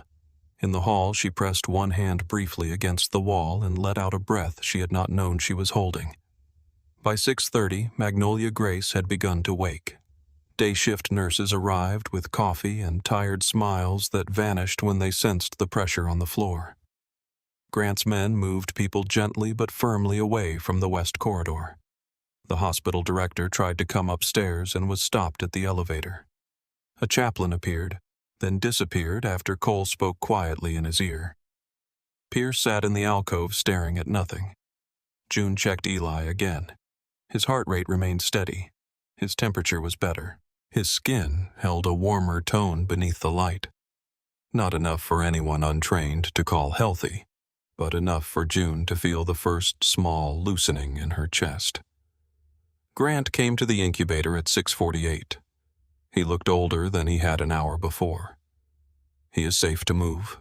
He asked. For a few minutes, yes. I will carry him. No. June looked up. Grant's eyes went to Eli. If this turns wrong, he stays with you. The words were quiet. So was the trust inside them. June nodded. I will keep him away from the room until the right moment. Grant looked at her. Are you afraid? Yes. He seemed surprised by the honesty. June opened the porthole and checked Eli's blanket. Fear means I understand the stakes. Grant stepped closer, his voice lowering. If anything happens to you because of me, it is not because of you. It is. June faced him. You did not choose Wade's betrayal. You are choosing what to do with it. Grant's gaze held hers. There was a tenderness there now, still buried under violence, but alive. It made the air between them feel fragile in a way Eli's monitor never could. He reached up, then stopped before touching her face, as if asking without asking. June did not move away. His fingers brushed one loose strand of hair back from her cheek. It was a small gesture, almost nothing, but on Grant Callahan gentleness looked like a confession. Stay behind me, he said. June's mouth softened. Not how this works. No. I suppose not. At exactly 7, Pierce walked into the waiting room. His face was pale enough to sell the lie. His hands shook because nothing about his fear was performed. The captains had arrived minutes earlier. 6 men stood or sat around the room in dark suits, hard-eyed and quiet. They were not doctors, but they knew death. It hung around them like cigar smoke. Wade stood near the window, composed again. When he saw Pierce, his expression dipped into concern. Grant sat on the sofa, elbows on his knees, head lowered. Pierce swallowed. I am sorry, he said. His voice cracked. The room listened. Eli Callahan suffered acute organ failure. We attempted resuscitation, but his condition deteriorated too quickly. Wade lowered his head. One of the captains crossed himself. Grant did not move. Pierce forced the words out. Time of death. 7:03 a.m. The silence that followed was enormous. Then Grant made a sound. Not a scream, not a sob. Something broken and low. He stood and swept his arm across the coffee table. Glass shattered against the wall. Cups burst open. Coffee ran across the floor like dark blood. The captains flinched. Grant turned away from them, one hand over his mouth, shoulders shaking. June watched from the corridor through the thin opening in the door. Her own throat tightened, even though she knew the truth. Grant's grief had been living inside him so long that pretending only required him to loosen the chains. Wade crossed the room and placed a hand on his cousin's back. "Grant," he murmured. "I am so sorry." Grant bent forward. "He is gone." Wade closed his eyes. "Yes, Mara, Eli. All of it. I know." Grant's voice broke again. "I have nothing left." Wade held him for a moment. Then he looked over Grant's shoulder at the captains. June saw the calculation arrive. It moved into Wade's face like light under a door. He stepped back from Grant and turned to the room. "Gentlemen?" No one spoke. Wade inhaled slowly as if carrying a terrible burden. "This is a dark morning for our family. We have all watched Grant suffer more than any man should. First Mara, now his son." One captain, a broad man named Sullivan, looked down at the broken glass. Wade continued. "Pain changes a man. It clouds judgment. It weakens the hand. Our enemies know this. Baton Rouge knows this. Houston knows this. The Russians at the docks know this." Grant stayed bent near the sofa, face hidden. Wade's voice grew stronger. "For the good of the Callahan organization, I am assuming temporary control, not out of ambition. Out of duty. Grant needs time to mourn. The family needs leadership." The captains looked at one another. No one agreed. No one refused. That was enough for Wade to step deeper into his own grave. "I have already spoken with several of our partners," he said. "They understand stability. They understand that grief cannot sit at the head of the table." Grant's shoulders stopped shaking. Wade did not notice. June did. So did Sullivan. Grant straightened slowly. His face was dry. His eyes were not broken. They were clear. "You spoke with partners before my son was dead?" Wade froze. The room shifted. Grant turned. His voice was calm. "Seems early." Wade stared at him. "Grant." Grant stepped over the broken glass. "Say it again." Wade swallowed. "What?" "The part where you take my chair because my son died." Wade's eyes flicked to Pierce. Pierce looked at the floor. Grant smiled then. It was not warm. It was worse. The door opened. June stepped into the waiting room. In her arms, wrapped in a soft gray blanket, Eli Callahan breathed against her chest. The room emptied of sound. Every captain turned. Pierce began to cry. Wade's face lost all color. June crossed the room slowly. Eli made a small living sound, the kind only a newborn could make, soft and annoyed and perfect. Grant looked at his son. For a second, the act almost broke for real. Then he faced Wade. "My boy has a strong sense of timing." Wade stepped back. "What is this?" Grant reached into his pocket and placed a small recorder on the table. "This is family business." He pressed play. Pierce's voice filled the room, trembling and clear. "Wade came to me 10 days after the explosion. The captains listened. The recording continued. He gave me the compound. He ordered microdoses in the TPN. He wanted the baby to decline slowly. He said Grant would break in front of the captains. He said once the child died, he would take control. Wade lunged toward the recorder. Sullivan drew first, then 2 more captains, then Cole. 4 guns pointed at Wade before his hand crossed the table. Grant did not touch his weapon. He only watched his cousin. The recording kept playing. Mara was supposed to die in the car. The baby was not supposed to survive. Wade's mouth opened. No words came. Grant stepped closer. You sat beside me while my son starved. Wade shook his head. Pierce is lying. Grant tilted his head. Then why did you come upstairs before sunrise asking if he had finished the job? Wade's eyes cut to June. There it was. The hate, not charm, not calculation. Hate. You, he said. June adjusted Eli's blanket.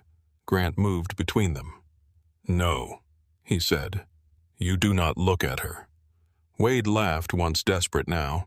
You are going to let a nurse turn you against blood. Grant's voice dropped. You turned blood into bait. The captains stood silent.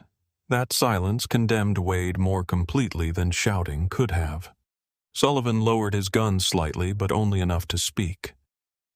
You put hands on a child. Wade looked around the room, searching for loyalty and finding only disgust. We needed strength, he said. He was finished. You all saw it. He was living in this hospital like a widower waiting to be buried. Grant stepped within inches of him. I was a father, Wade sneered. You were weak. Grant's hand moved so fast June barely saw it. He struck Wade once across the mouth, not with wild rage, but with controlled force. Wade hit the wall and spat blood onto the carpet. Grant leaned close. No. Weak is needing a baby dead before men will follow you. The room held its breath. Grant turned to Sullivan. Take him out. Wade's eyes widened. Grant. We are family. Grant looked at him for a long moment.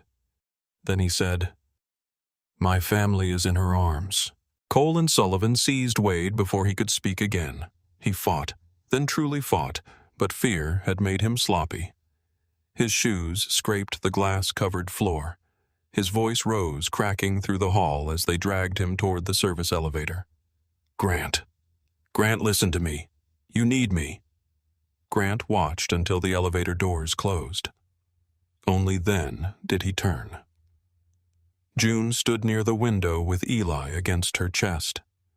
The baby slept again, tiny mouth pressed against the blanket, unaware that an empire had just rearranged itself around the fact that he had survived. Grant crossed the room slowly. The captains lowered their weapons. Pierce collapsed into a chair. Grant stopped in front of June. For a moment all the men, all the blood, all the broken glass disappeared. There was only a father looking at his son. June carefully placed Eli into his arms. Grant held him like something sacred and terrifying. Eli stirred, then settled against him. Grant closed his eyes. His voice came rough and low. Hello, my boy. June looked down at the baby, then at Grant. Outside the window, New Orleans woke beneath a bruised morning sky. Inside the waiting room, no one spoke until Grant opened his eyes and looked at Pierce. The doctor began shaking again. Grant's face became still. Now, he said, holding his son close, we talk about what happens to men who poison children. Pierce stopped breathing for a second. Not because Grant had touched him. Not because anyone had raised a weapon. The doctor stopped breathing because the room had turned quiet in the way rooms turn quiet before judgment. Grant stood near the broken coffee table with Eli tucked against his chest. His son was barely heavier than a bundle of warm laundry, yet every man in the room seemed to understand that the child carried more authority than all of them combined. Pierce looked from Grant to the captains, then to June. Please, he whispered. I told you everything. June heard the fear in his voice, but she also heard the lie hiding beneath it. Men like Pierce always thought confession was the end of payment. They believed truth became valuable only when it saved their own skin. Grant did not look away from him. "You told me what I already knew," he said. "You told me because you were caught." Pierce's good hand shook in his lap. "I was threatened." June stepped forward, still close enough to Eli that she could see the small rise and fall of his blanket. "You were trusted," she said. Pierce closed his eyes. That word did more damage than Grant's gun could have. Trusted. By parents. By nurses. By babies too small to cry loudly enough for the world to hear. Grant looked down at Eli. His thumb moved carefully over the edge of the blanket, smoothing a crease that did not matter except that now everything about his son mattered. When he spoke again, his voice was calm. "Dr. Pierce will leave this hospital alive." The captains turned toward him. Pierce opened his eyes, stunned. June did not move, but something in her chest loosened. Grant continued. "He will leave through the front records, not the back doors. His confession goes to the board, the State Medical Commission, and every agency that can put a number beside what he did." Pierce blinked rapidly. "Grant, thank you. Thank you. I swear I will cooperate." Grant finally looked at him. "I was not finished." Pierce's mouth closed. Grant handed Eli gently back to June. The motion was careful, almost reluctant, as if letting go of his son for even a moment required a private act of courage. June took the baby against her shoulder, one hand supporting his fragile back, the other cupping the base of his head. Grant stepped closer to Pierce. "You are going to sign every page June puts in front of you. You are going to repeat your confession on camera. You are going to identify the money, the compound, the altered charts, and every person Wade used to touch this hospital." Pierce nodded quickly. Yes, anything." And then Grant said, "You are going to prison." Pierce swallowed. "I can help your son. I know his condition. I can help monitor him." June's voice cut in. "You are never going near Eli again." Pierce looked at her desperate. "I am still a doctor." "No," June said. "You are a man who used medicine as a mask." Grant turned slightly toward her. Something like pride moved across his face, quiet and unmistakable. Pierce sagged back into the chair. Outside the waiting room, Wade's voice had gone silent. The service elevator had carried him away, and with him went the last illusion that blood meant loyalty. No one asked where the captains had taken him. No one needed to ask. The Callahan family had its own courts, its own punishments, its own language for betrayal.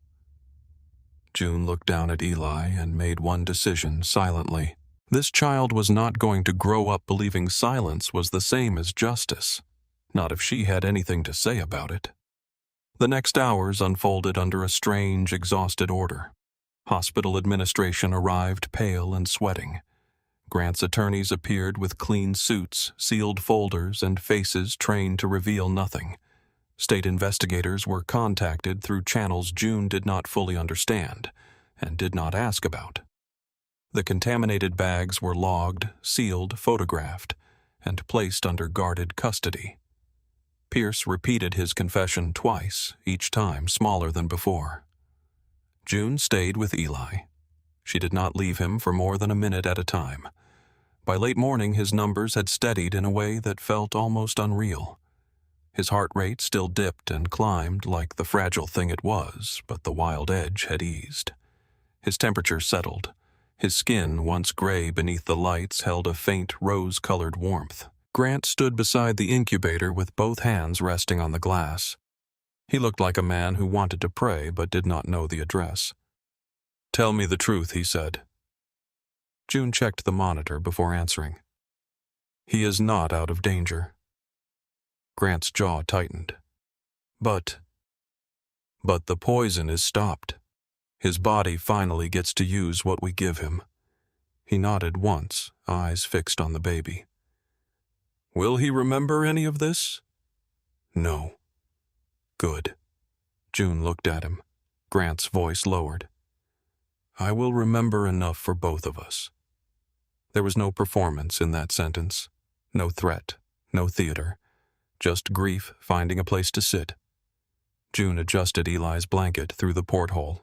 The baby stirred one tiny hand opening toward the glass. Grant lifted his finger and placed it near Eli's palm. Eli caught it with a grip too small to matter and too powerful to ignore. Grant stopped breathing. June watched his face change, not all at once. Men like Grant did not become new men in a morning, but something inside him bent toward the child. Something that had once been trained toward power now turned toward protection of a different kind. The days after that were measured in ounces. 4 pounds, 6 ounces, 4 pounds, 8 ounces, 4 pounds, 11 ounces. Every number went onto the whiteboard in Eli's room. Grant wrote them himself in black marker, his handwriting hard and sharp. The first time Eli gained 3 ounces in a day, one of Grant's guards stepped into the hallway and wiped his eyes with the back of his hand, pretending he had allergies. June pretended not to see. Grant learned the rituals of the NICU, the way some men learn the rules of war. He learned to wash his hands up to the wrists. He learned not to touch the line. He learned that a baby's skin could bruise if handled carelessly. He learned that alarms did not always mean death, though they still made his whole body go rigid. He learned that Eli hated being cold, liked being turned slightly to the left, and calmed fastest when June hummed low under her breath. One evening June came in and found Grant sitting beside the incubator with a children's book open in his hands. His men stood outside the room pretending not to listen. Grant was reading badly. Not because he could not read, but because he had no idea what to do with his voice when the audience was a 5-week-old baby who weighed less than a good-sized sack of flour. June leaned in the doorway. You are scaring the rabbit. Grant looked up. The rabbit is irresponsible. He keeps losing his shoes. That is not the point of the story. It should be. Eli made a small sound inside the incubator. Grant looked down immediately. He did that when I changed voices. You gave the rabbit the voice of a loan shark. I use the voices I know. June laughed softly before she could stop herself. The sound changed the room. Grant looked at her as if he had been given something unexpected and did not know where to put it. June stepped inside and checked the monitor. His oxygen looks good. Grant closed the book. He gained today. I saw. 4 pounds, 13 ounces. He wrote it twice. I wanted the number to look real. June looked at the whiteboard. He had written it once underweight and again in the corner smaller as if hiding a private miracle from the rest of the room. She felt her chest soften. He is real, she said. Grant looked at Eli. I know. But his voice said he was still learning to believe it. That night, the hospital roof smelled like rain and river wind. June went up after her shift because the NICU air had started to feel too thin. She needed sky. She needed the sound of traffic, the distant horns from the river, the city alive below her without monitors translating every breath into numbers. Grant found her there 10 minutes later. She did not turn when the door opened. I thought crime bosses had people to do their stalking. He came to stand beside her at the railing. I am giving them the night off. That sounds generous. It sounds suspicious when you say it. It was meant to. The corner of his mouth moved. For a while they watched New Orleans shimmer beneath the dark. The city looked softer from above. Safer. As if the streets below had not swallowed secrets for generations. Grant rested his forearms against the railing. Pierce signed everything. Good. He named 2 orderlies Wade paid to look away when he entered storage, one pharmacy driver who delivered the compound to a side entrance, a hospital board member who helped Wade get access records altered. June closed her eyes for a moment. How many people knew Eli was being hurt? Fewer than I expected. More than I can forgive. She opened her eyes. Forgiveness is not the first step. Grant looked at her. What is stopping the harm? He nodded slowly. You always make it sound simple. It is not simple. It is just clear. Wind moved loose strands of hair across her cheek. This time, Grant did not touch them. He kept his hands on the railing as if he had decided restraint was a language he needed to practice. June noticed. That made it harder not to feel something. Grant looked out at the river. Mara wanted me to leave. June stayed quiet. She said power was a room with no windows. The longer I stayed, the less I would remember the sun. His voice was low, almost swallowed by the wind. I told her I could control it. I told her I could keep the ugly parts outside our front door. And did you believe that? Yes. Do you now? He turned his head toward her. No. The honesty was bare enough to hurt. June looked down at the streetlights. Eli cannot be raised inside a locked room, Grant. I know. Do you? He took the question without anger. I am trying to. June faced him fully. Trying does not mean one donation and a softer voice around nurses. I know that too. He reached beneath his collar and pulled Mara's ring out on its chain. The gold caught the rooftop light. I keep thinking about what she said. Do not let him become the world that made you. June's voice softened. She was asking you to protect more than his body. Grant looked at the ring. I know. The wind moved between them. Then he said, I do not know how to be clean. June did not answer right away. She had seen men lie about change. She had seen apologies used like keys to open doors back into the same harm. Grant's pain was real, but pain alone did not make a man good. Love did not erase blood. A baby did not magically redeem a life built on fear. But she had also seen him lower his gun because Eli needed him thinking. She had seen him let Pierce breathe because truth mattered more than satisfaction. She had seen him listen when every instinct told him to destroy, so she gave him the only answer she trusted. Start by being honest about what is dirty. Grant looked at her for a long time. Then he nodded. Below them, a siren cried somewhere in the city and faded toward the river. I owe you, he said. No. His brow shifted. No, you owe Eli. You owe Mara. You owe every family in that NICU who almost got caught in your family's war. And you, June held his gaze. I do not want to be owed by you. What do you want? The question was quiet, but it carried all the danger of a confession. June felt her heartbeat in her throat. I want you to stop turning love into ownership. Grant looked away first. That surprised her. When he spoke, his voice was rough. I do not know another way. Learn. Silence. Then he nodded once. Not a promise wrapped in charm. Not a dramatic vow. Just a man accepting the weight of a word. Learn. 2 weeks later, Eli crossed 5 pounds. The NICU nurses clapped quietly because loud celebration startled the babies. Anna brought a tiny blue hat from the donated clothing drawer. Cole smuggled in pastries for the staff and claimed they were from an anonymous donor, though everyone watched powdered sugar fall onto his black suit. Grant held Eli skin to skin for the first time that afternoon.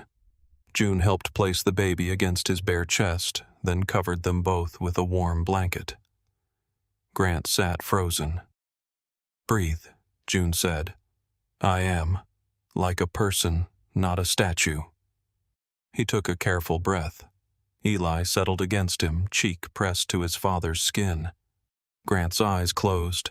June looked away, but not before she saw the tears slip down the side of his face. After that, the hospital changed. The armed men were moved off the NICU floor. Grant kept security in the building, but not inside the unit. The nurses' station became a nurses' station again, not a border crossing. Parents of other babies stopped whispering whenever Grant passed, though some still stared. Grant met with the hospital director in a conference room and did not raise his voice once. By the end of the meeting, Magnolia Grace had funding for a new neonatal care program for families who could not afford private specialists. June heard about it from Anna, who came into the break room waving the memo like it was a winning lottery ticket. June found Grant later beside Eli's incubator. "You did not tell me." He looked up. "About the funding?" "Yes. You told me to stop turning love into ownership. And you turned it into a hospital program. I am new at this." She tried not to smile. Failed. Grant watched the smile like he had no right to it. "It will be named for Mara," he said. June's smile softened. She would like that. "I hope so." She would also ask who has oversight where the money goes and whether you are using it to polish your image. Grant looked almost offended. "You think my dead wife was that suspicious? I think she married you." A laugh broke out of him, sudden and low. June had heard him threaten men command rooms, whisper to his son. She had not heard him laugh like that before. It made him look less haunted. It made her want things she had been trying not to name. Eli came home at 7 weeks old, not to Grant's old mansion with its iron gates and marble halls, but to a quieter house near Audubon Park that had belonged to Mara's grandmother. Grant had the security upgraded, of course. He was still Grant, but the house had a porch, white columns, creaking floors, and a magnolia tree that dropped petals across the front walk. June told herself she was only there because Eli needed transitional care. That was partly true. She came by to check his feeding schedule, weight gain, oxygen history, and medications. She showed Grant how to read hunger cues. She corrected the way he fastened diapers. She taught him to warm bottles in water instead of ordering a kitchen renovation to install medical-grade equipment. On the third visit, she found him standing in the nursery with Eli in one arm and a tiny sock in the other. "I lost the second one," he said. "Babies do that. How no one knows. I have men who can find people in 3 states. Can they find baby socks?" Grant looked at the sock. Apparently not. June took Eli gently, and the baby settled against her as if he recognized the rhythm of her breathing. Grant watched them with an expression that was almost painful in its openness. "You are good with him," he said. "So are you. I am terrified every time I touch him. That is not the opposite of good." Grant came closer. The nursery was warm, painted pale green, with morning light spread across the floor. No guards stood inside. No captains waited in the hall. For once, the room belonged only to the living. Grant stopped a few feet away. "I want you to stay in his life." June looked down at Eli. "As his nurse, no." Her breath caught. Grant looked nervous. It was such a strange thing to see on him that for a moment she forgot what to say. "I am not asking for anything you do not want," he said. "I am not offering money. I am not calling it protection. I am not making it a debt."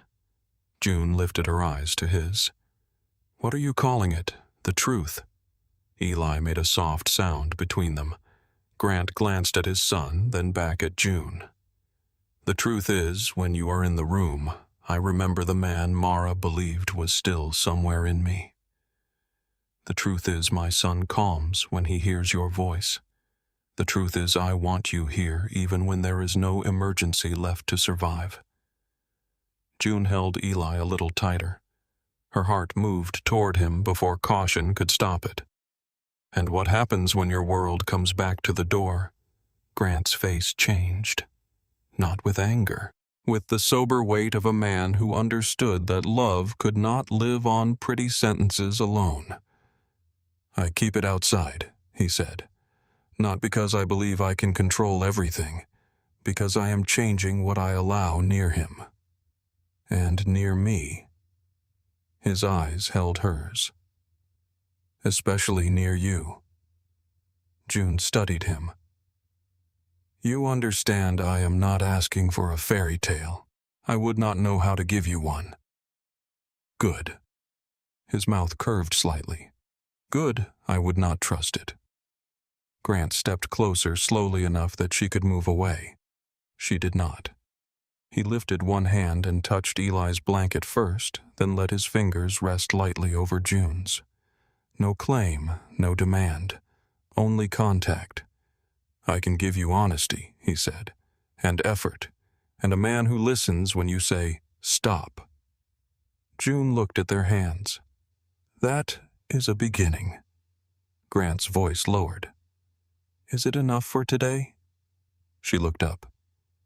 Yes, she said, for today. 3 months after the night of the poisoning, Magnolia Grace opened the Mara Callahan neonatal wing. The ceremony took place on a bright morning after rain, the kind of morning that made New Orleans look washed and forgiven, even when everyone knew better. Hospital staff filled the lobby. Reporters gathered near the entrance. Families stood with babies in blankets, toddlers on hips, hope written plainly across tired faces. Grant hated cameras. June could tell by the set of his jaw. Still, he stood at the podium with Eli asleep in a carrier beside him and spoke without notes. He did not talk about generosity. He did not talk about legacy. He talked about a child who had needed more than money. He talked about nurses who noticed details others missed. He talked about families who should not have to be powerful to be protected. June stood near the back, arms folded, trying to stay invisible. Grant found her anyway. His eyes moved through the room and stopped on her. For a second the noise faded. After the ribbon was cut, after the photographs, after the hospital director shook every hand twice, June slipped into the new nursery wing. The room smelled of fresh paint, clean linen, and the soft plastic scent of unused equipment. Sunlight poured through wide windows. Grant came in behind her carrying Eli. The baby was awake now, rounder in the cheeks, stronger in the hands, his eyes following light in unsteady little movements. June touched his foot. Look at you, she whispered. Showing off for the donors. Grant looked down at his son. He has your timing. My timing saved your empire. My empire was not worth saving. June looked at him. He said it plainly.